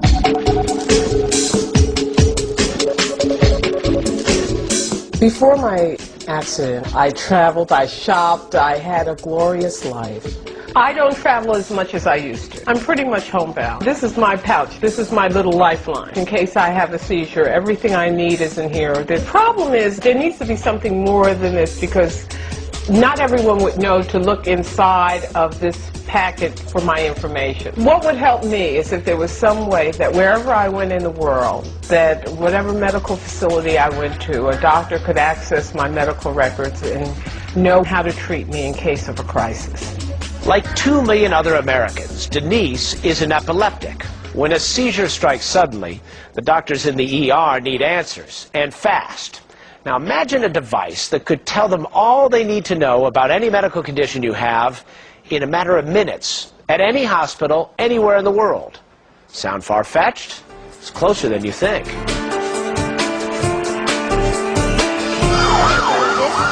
On a typical day, patients come in with heart attacks, strokes, major trauma, cancer patients in septic shock.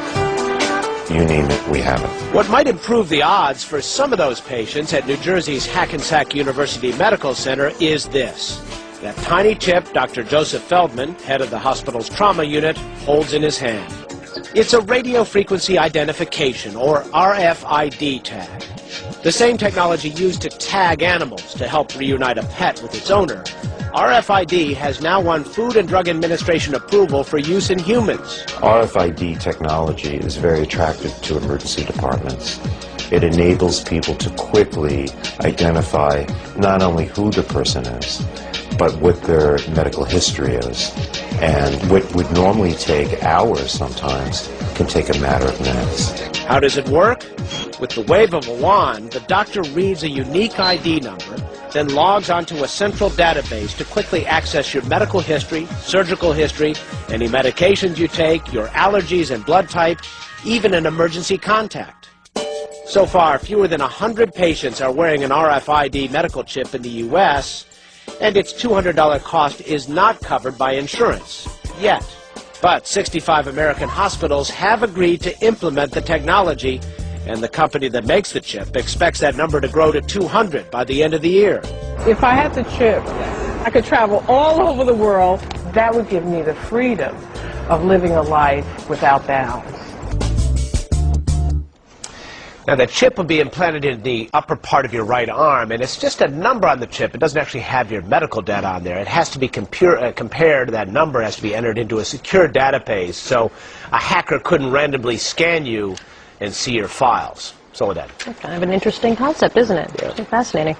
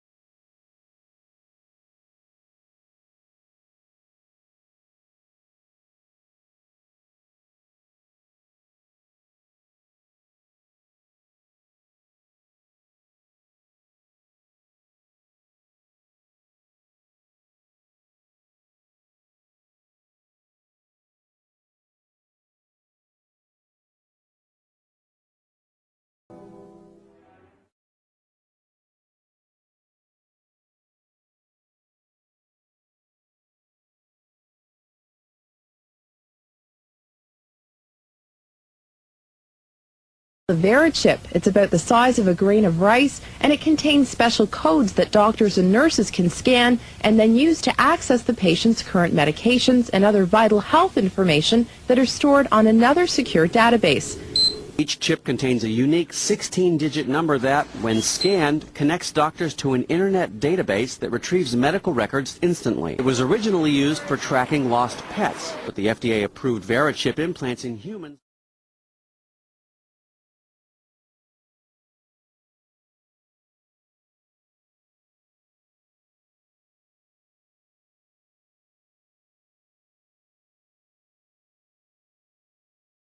You hear the sound of the background, people saying, Big Brother, too much information, a little scary. How do you respond to that? Well, you know, it's interesting. I used to get that question a lot 2 years ago.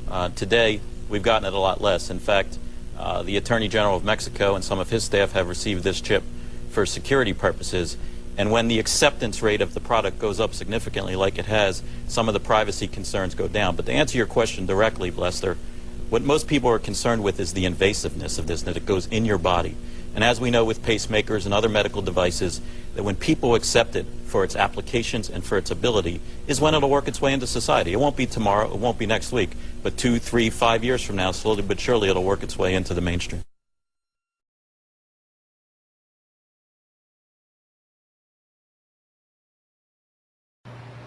Sean Darks, chief executive of CityWatcher.com, didn't want to ask his employees to do anything he wouldn't do, so he had this chip embedded under his skin. The chip has an access code for admittance into a room holding security footage for government agencies and police. For Darks, the tiny chip is a security solution. No IDs for employees to lose. They can't. It's right there in their arm.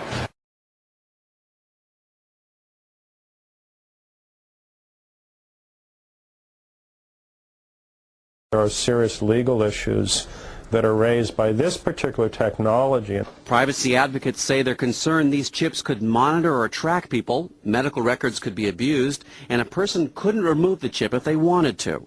The Electronic Privacy Information Center's Mark Rottenberg is concerned that there currently are no rules that regulate or limit how this chip can be used. To suggest that somehow this is not personal information is simply misleading. It is very personal information.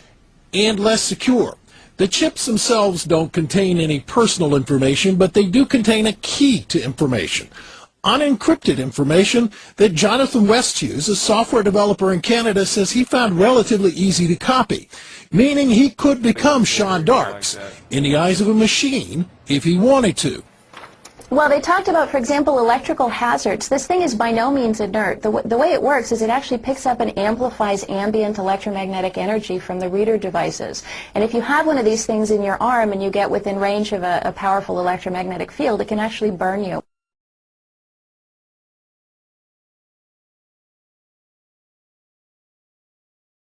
Well, actually, obviously, Secretary Thompson, it's an honor to have him on our board of directors. And as he stated all along, when the infrastructure is in place, he will get a chip. That could be 2050. Now, let me finish. We now have over 60 hospitals that have agreed to implement the system, so that time is nearing. Only 2 now, right? And I spoke with Secretary Thompson yesterday, and we believe it's in the very near future that he will get a chip and then appear on your show. You have a chip implanted. Is it underneath your right arm? It's in the right arm. You power up a scanner, and you simply scan the arm. And once you scan the arm, you'll see that the identification information. And on the laptop here you have it hooked up to, it says some number, but that doesn't. On the database about Scott Silverman, it'll have my driver's license information, it'll have medical information, it'll have financial information, and it'll have security information for ingress and egress into facilities. The critics would say, and I listened to it, and I'm trying to figure it out, but they use the "they" word a lot. Is there a vast RFID conspiracy out there that is they would say this is a slippery slope. This is the first thing. This is where you lull us into a false sense of security. We all get these things. And then the next thing, you know, I don't know. It's making like Soylent Green. Like the Trilateral Commission, or the whole world gets taken over, like in Terminator 3 or something. Is anything? I mean, do we need to worry? There's no conspiracy, Joe. You sure? I'm sure. I'm looking at you. I'm looking at your eyebrow. It twitches when you say that a little bit. And I'm looking back at you. Come off?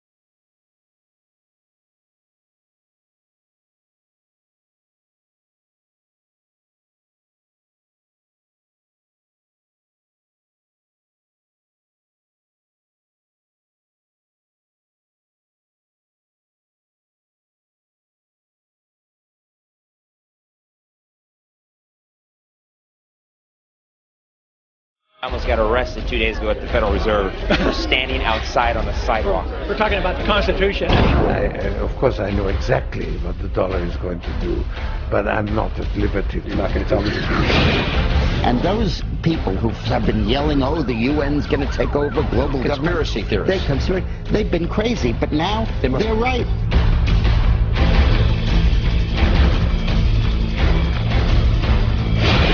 Lately, I have been coming to this camera to disclose to you over the last 12 months, you know, there's some stuff that I've had to tell you guys that even I, who look at this stuff every day, all day long, this is all I do, I have come to you and said, wow, guys, I can't believe they did this, or I can't believe this happened.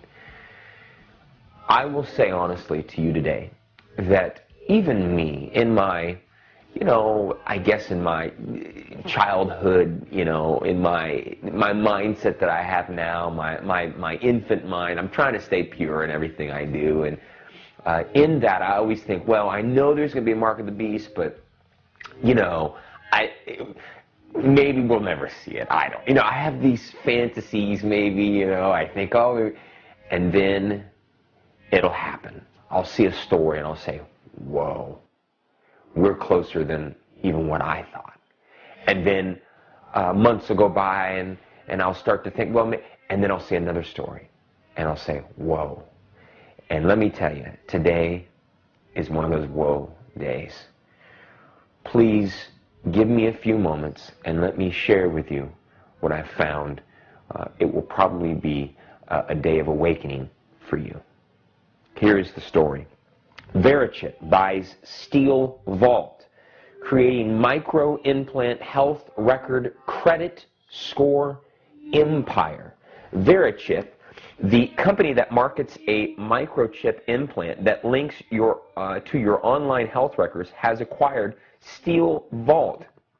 Get ready. A credit monitoring and anti-identity theft company. The combined company will now operate under a new name, Positive ID. The all-stock transaction will leave Positive ID in charge of burgeoning empire of identity, health, and microchip implant business that will only encourage its critics. BNet previously noted that some regard the company as part of a prophecy in the book of Revelation. It's talking about you and me, because the HealthLink chip carries an RFID number that can be used as both money and proof of ID. You guys, I'm not making this up. This is what the story says. And as part of President Obama's secret Nazi plan to enslave America. Okay, I don't know. I don't know if I don't know. I contacted Jim Edwards. I'm not sure if he's thinking we're crazy or not. But anyway, the most obvious criticism to be made of the deal is that it potentially allows Positive ID to link or cross-check patients' health records from HealthLink chip, from the HealthLink chip to people's credit scores. One assuming that the company will put up firewalls to prevent that. Positive ID CEO Scott Silverman, that's the guy, said Positive ID will be the first company of its kind to combine a successful identity security business with one of the world's first personal health records.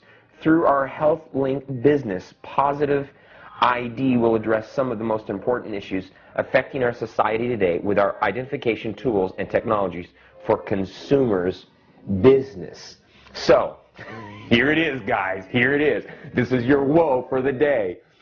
Never before, when you talk about implanting chips in people, it was always just for health care and health records, and had nothing to do with money, had nothing to do with your identity, had nothing to do with the transfer of funds or anything like that. And right here in this story, you see Scott Silverman, this guy that you've seen so much talk about. He's been on all those clips. He's the front man, and they've changed their name, of course. But never before have they ever admitted. This is the first time they've admitted they're going to use chips for money and identity. And they've bought Steel Vault, which is a company that specializes in identity theft and keeping sure that you're checking in credit cards and bank accounts and have not been... Did you hear what I just said? There is a prophecy in the Bible that says at some point you will be pushed up against a wall, essentially, not physically, maybe physically, but I'm just saying spiritually. You'll be pushed in a corner, and they will say, you're not going to be able to buy or sell, Mr. Woodrow, until you step over here and get this done. Pledge allegiance to, maybe take a chip, maybe not. I will say this, the best of them, and I have talked to the best of the people in prophecy. I have a lot of friends, and I've talked to every person that does what I do, and we've all talked, and I've all had conversations about the mark of the beast. Is it a chip? Is it not? Is it just pledging allegiance? Is it? What is it exactly? And not one person will be able to tell you for sure this is it. We've got a lot of ideas, but no one knows for sure. We will not know until that day happens, and when it happens, you will know. I promise you, you will know. My point for today is this. Today was a whoa. Today was, oh my gosh, look at this. Now, take this commercial that I'm about to show you and put it with your money. This is HealthLink. This is Verichip. It's all the same company. They're changing their name every couple of months. They're doing, because people know Verichip. Everyone knows Verichip. But look at this commercial as we end for today. To think something so small can connect you to everything that matters. When your life and all you love are on the line. HealthLink is always with you when every second counts in the emergency room, providing immediate access to your medical records. Because Bob has trouble remembering all his medications. Because I'm in love with my kids' kids. Because my car lost control while driving. Because now I'm looking out for both of us. Because I have diabetes, but it doesn't have me. Because I spend my life in the ER trying to save yours. It's how we get through the SunPass lanes, how we get into a secure building, and how we pay at checkouts. It's called Radio Frequency Identification Technology, or RFID. It's a chip like this one, which communicates using radio waves in credit and debit cards with this logo on it, making it faster and easier to make purchases, but also making it easier for thieves to steal your information. As a criminal, what you can do is that you can walk by someone if you have an RFID reader, and you can scan the data that's in there. Detective Ricardo Arias is part of the Miami Electronic Crime Task Force with the Secret Service. He says it takes two pieces of technology for thieves to steal your information: a card scanner, which you can find online for as little as $20, and a hacking software that breaks the encryption on the credit cards. That software also available online. I mean, it's just too easy. Everything's too easy. It would be frightening, though. It makes me feel like there's definitely room for improvement. So yes, some experts say that with the right software, you can get my personal information off my credit card. But we discovered something even more alarming, and it has to do with this. And this software can be downloaded for free from anywhere. U.S. passports issued after 2006 also have an RFID chip embedded inside the back cover. FIU engineering professor Faisal Khalin says if your passport falls into the wrong hands, it can be passed around the world within minutes. I'm going to actually just put your passport over here. Okay, it's reading. And within a few seconds, your passport, with your passport number, with your nationality, with your date of birth, and every single thing appears right on that particular screen. That is scary. Nowadays, all these terrorists, I mean, do you think that they travel with their real identity over there? No. While some experts say there have not been any cases involving RFID technology, others say that's because it's untraceable. How would you know? It's nameless, it's faceless, so the best thing we can do is just to know about it. I think you are less likely to fall victim to scams or to some of the latest technology if you're aware of it and you take steps to maybe utilize that same technology to protect yourself. While there have not been reported cases in South Florida yet, it's still smart to make sure you're protected. Passport and credit card sleeves, along with wallets and cases, are available online and claim to protect your personal information from being hacked. We've posted some of those links on our website, NBCMiami.com. We've also posted 4 major credit card companies' responses to the RFID technology. Just search in our news links. Nathalie Pozo, NBC Miami. Walmart calls it the latest high-tech way to keep track of its inventory, but others say it could allow the store to spy on people who buy their clothes there. Money editor John Delano got to the bottom of what this is all about. He joins us live with more. John? Well, Christine, this is a case where there's a bit of truth in both what Walmart says and those who have raised concerns. After reports first surfaced that Walmart was putting an electronic chip in some of its clothing items, the company moved quickly today to allay concerns that they were spying on anybody. But it's clear that Walmart customers are not happy about this latest advance in technology. It's called an EPC, or Electronic Product Code. And Walmart says it's a sophisticated inventory management tool to track the clothes it sells. But privacy advocates say unless the customer removes the tag on their own, Walmart could determine the location of your clothes even after you leave the store. You have all your problems with your identity theft and, people get into your personal business. Now they're going to track your clothes. No, I'm sorry. I don't feel comfortable with that at all. It's a common reaction from most Walmart customers. Nah, I don't like that idea whatsoever. Absolutely not.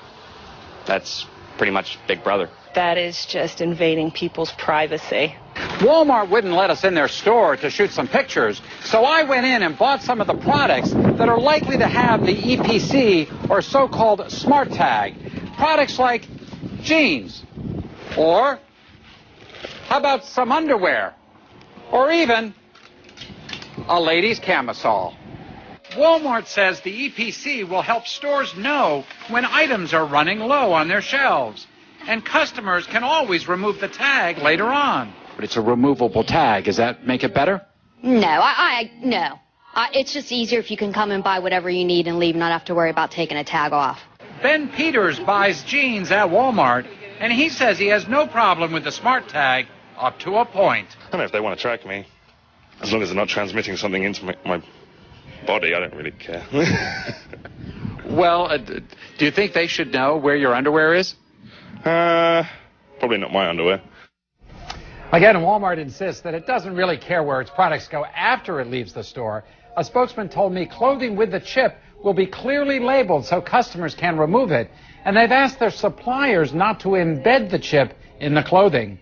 And Walmart says even if someone had the right Walmart scanner, it only works within 15 feet of the smart tag, making long-distance tracking impossible.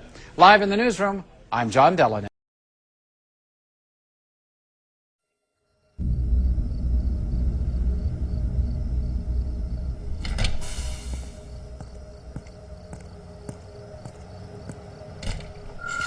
Signal sent, Mr. Sharp. Have a pleasant evening.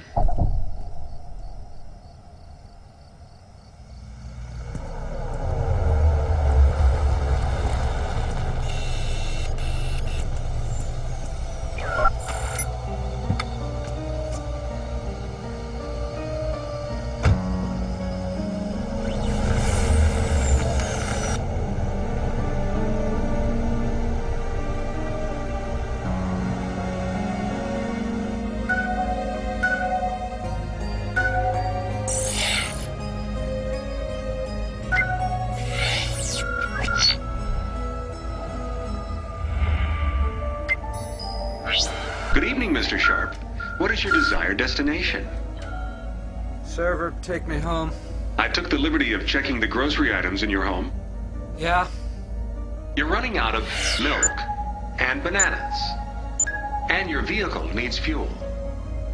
The nearest location with these items in stock is a gas station at Highland and Willoughby. It's on the way home. I just want to get home and watch real-life car crashes. I could always record real-life car crashes, part 2. I'm really tired. It would be better to do it now, rather than later. Fine. Take me to the gas station.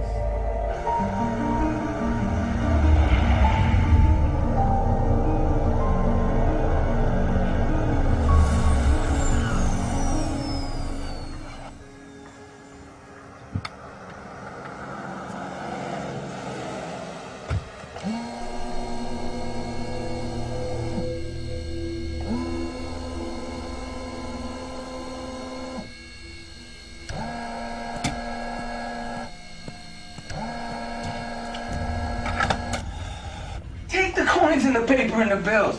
Trade them for the hand that you cannot feel. I just want a piece of food, a scrap of sweet. It's legal tender, no electro money. It says so on the sheet. Right here. Candy bar. Your account has been debited. 237, man. Have a nice day.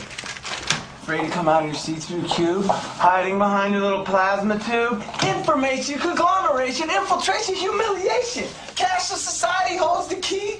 Forget your name to save a fee. Number me, never be free.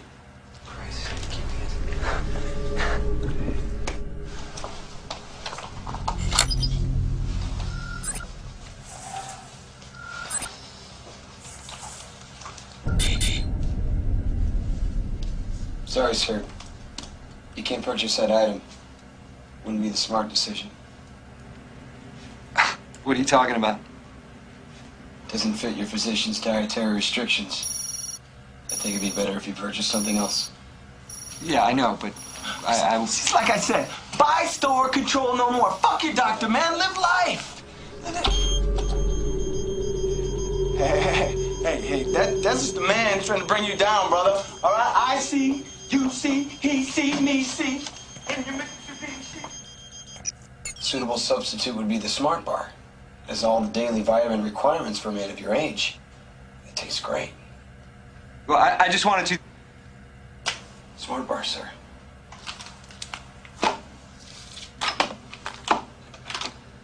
Smart Bar. Okay. Bye. Thank you for shopping at Gas and Go. Have a nice day. Your lighthouse still glimmers hope. I can tell. And I know I seem crazy, and maybe really I am, but that doesn't mean I'm wrong. Okay?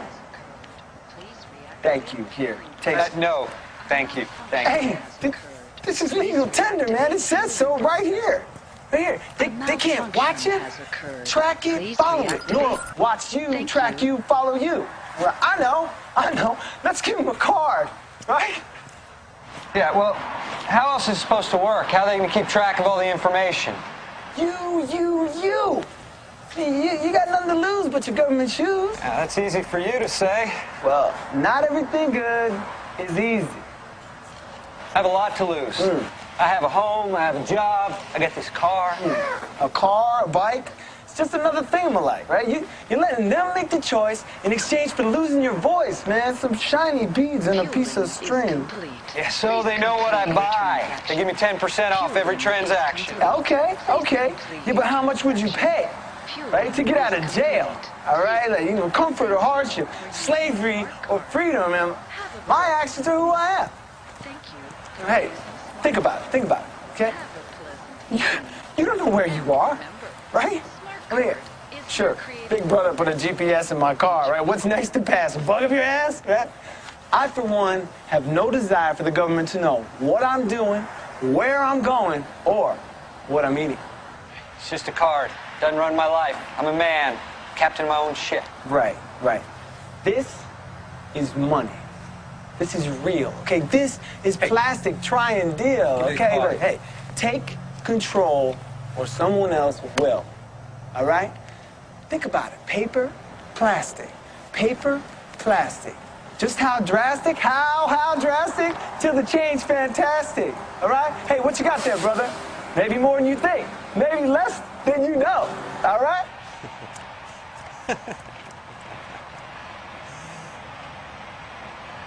God damn it, he took my card! Hey!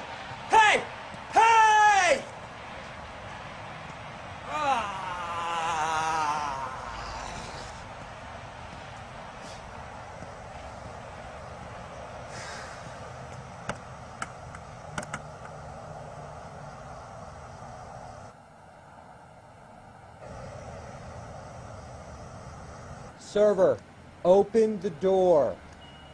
Open the car door. Server, open the door. Server. Possible theft attempt. Open the goddamn door.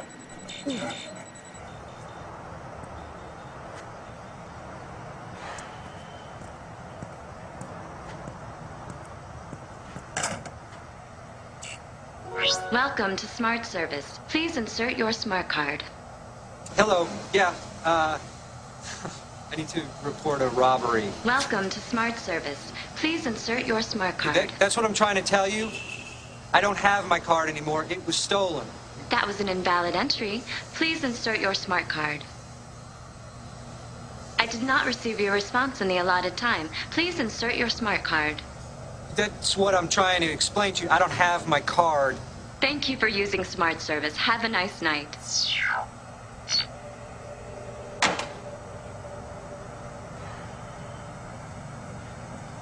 Think smart. Act smart. Be smart. Smart card. Yeah!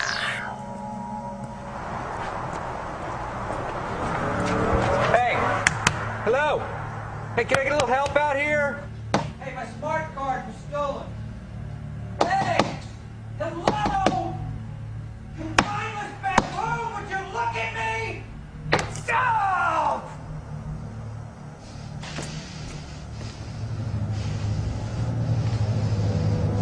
Your future is in our hands. Smart card. Yeah!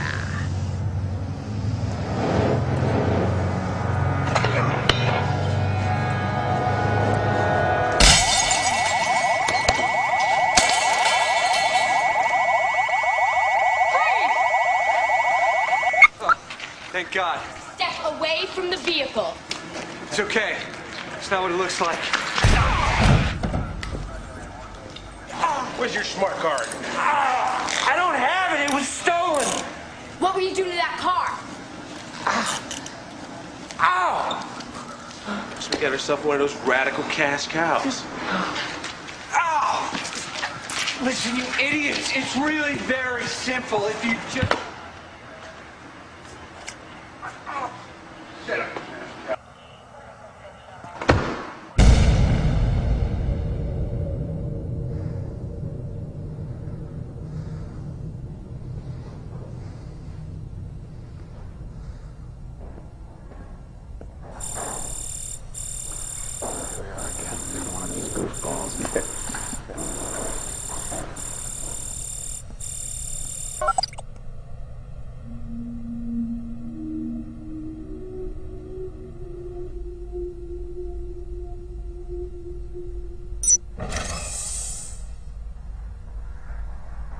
Finally.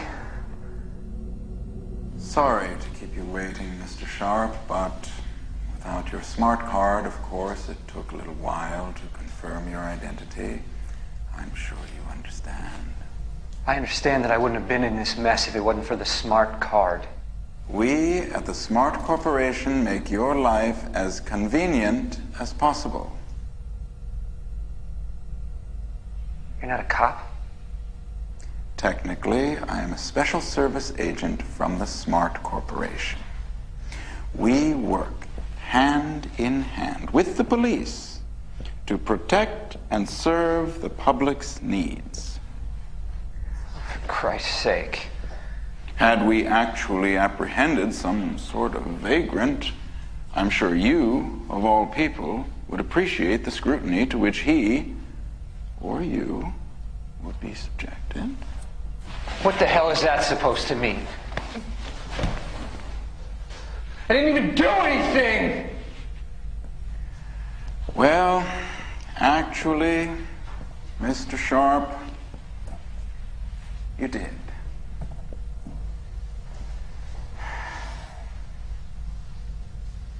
I see a man who disturbed the peace, vandalized private property. We even found currency on your person. I can explain all that. The beauty of the smart card is that you don't have to. Imagine how bad this would have been if you didn't have the smart card. I can take care of myself just fine, thank you. I don't think I'll be needing the smart card anymore. Oh. Well, I'm sorry to hear that. Can we make it up to you? How about we give you a ride home?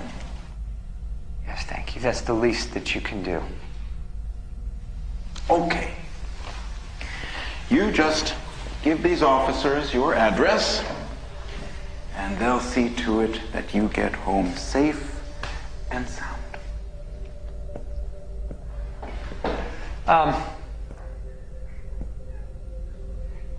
My address is on the card.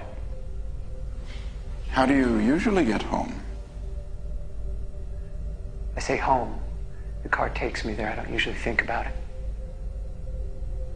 You really have no idea. At the gas station, I was on my way home.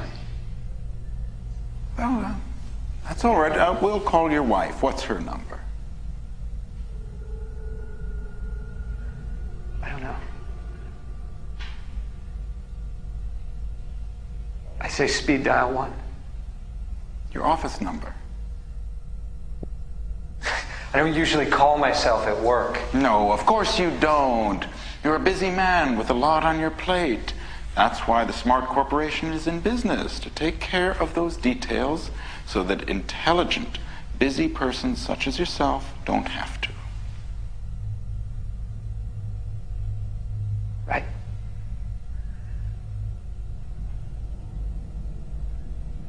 So how do I know this won't happen again?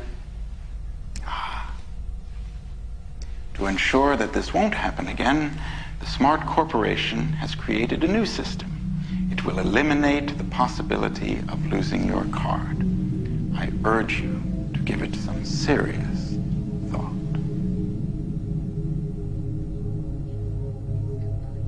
Please complete your transaction. Fueling is complete. Please complete your transaction. Fueling is complete. Please complete your transaction. Fueling is... Thank you for using Smart Card. Have a pleasant evening. And remember, Smart Card is here creating your best possible future.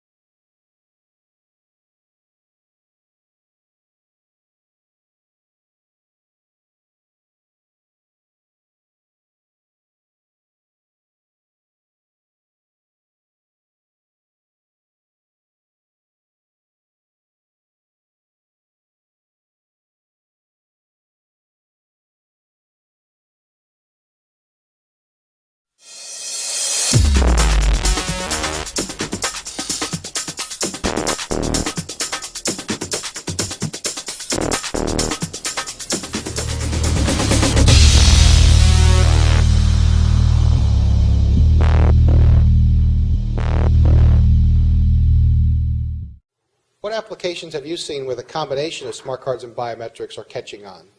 Well, there are several applications where biometrics and smart cards are becoming popular. One we see is in access control. For example, the restricted area access control system at Canada airports is using biometrics such as iris recognition and fingerprint in conjunction with smart cards for airport employees to be able to access the secure areas or non-public areas of airports.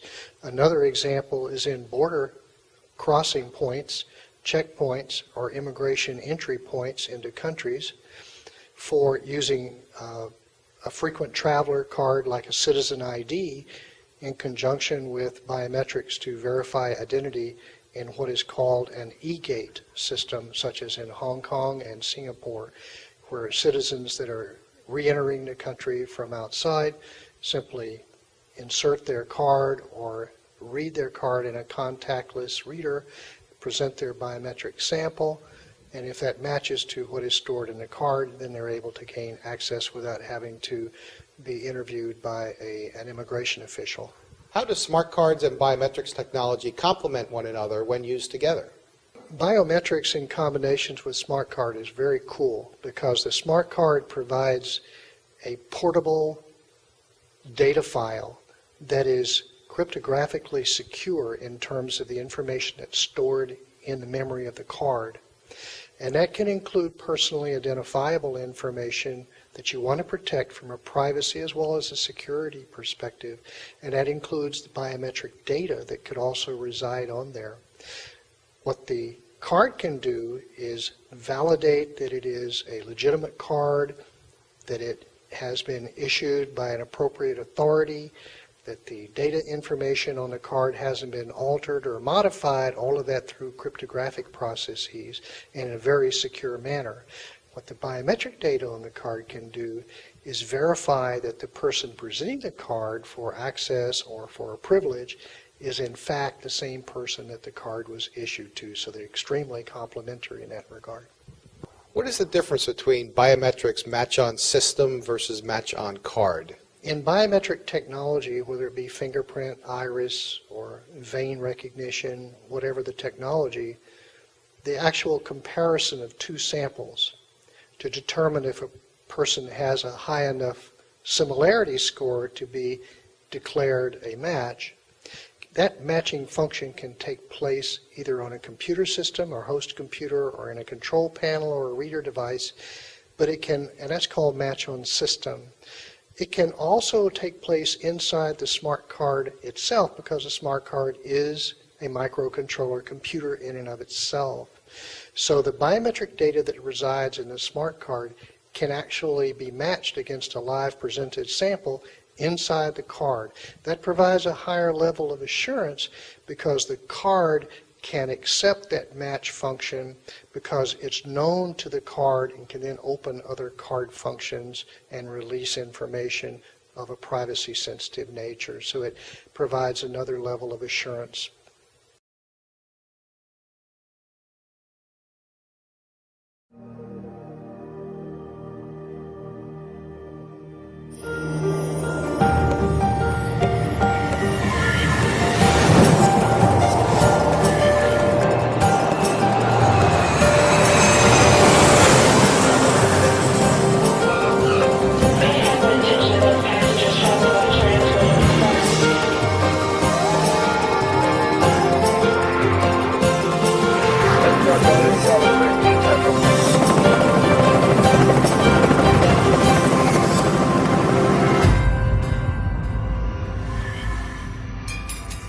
Every agent miles of border.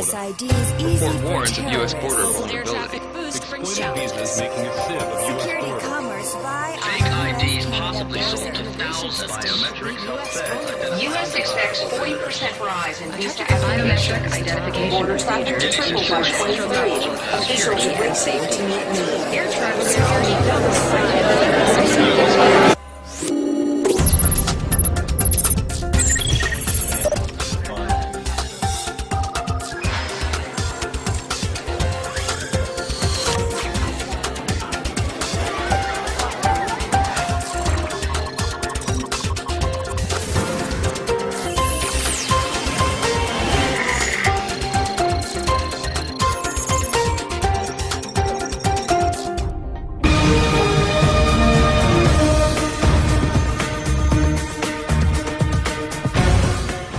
looking at what the government believes could be the fingerprint of a suspected terrorist, taken from an undisclosed location overseas.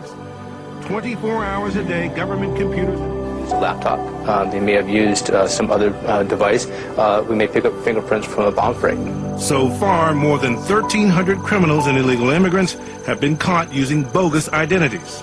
We rely on biometrics, which are unique physical characteristics like fingerprints that are impossible to forge, to keep bad people out of the country while keeping travel fast and convenient for legitimate travel.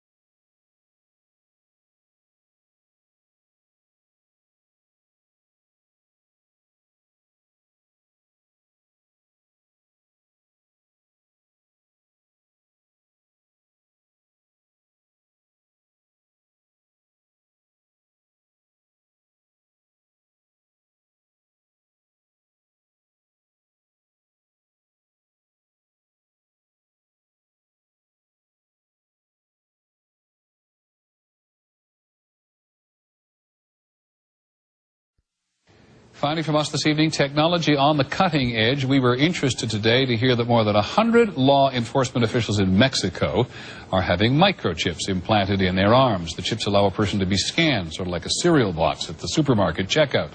In Mexico, this will be one more tool in the fight against crime. Here's ABC's John McKenzie. You've seen it before, right out of Hollywood. It's maybe a little uncomfortable. A microchip inside the body. A hidden, high-tech identification tag. They're the access codes to your drop spot. Now, Mexico's Attorney General and 160 of his deputies have had microchips implanted in their arms to control access to the country's new Criminal Investigation Center. It is to provide access, said the Attorney General, to the right people in exclusive areas where there is valuable, sensitive information. The microchip, the size of a grain of rice, is injected under the skin and gives off a low-frequency radio wave. A scanner reads each chip's identification number to verify an official's security clearance. The microchip is tamper-proof, it's secure, no one can take your microchip and use it to their advantage to gain access to your facility. The chip, developed by Applied Digital Solutions, is similar to those used in the U.S. to identify and return runaway dogs. In humans, it can have several uses. Little stick. The chips can also be programmed to carry medical information. The one in this patient details his blood type, allergies, and the fact he has Alzheimer's disease. The device is now awaiting approval from the Food and Drug Administration. Some researchers are developing microchips for use in the home, so that wearing one can turn on lights and open doors. Hands-free. The next step, say researchers, is developing an implantable chip with a global positioning system to track people miles away, whether kidnapped or lost, just as cars can now be traced. A kind of LoJack for the body. John McKenzie, ABC News, New York. That is our report on World News Tonight. I'm Peter Jennings. We hope you have a good evening. Good night.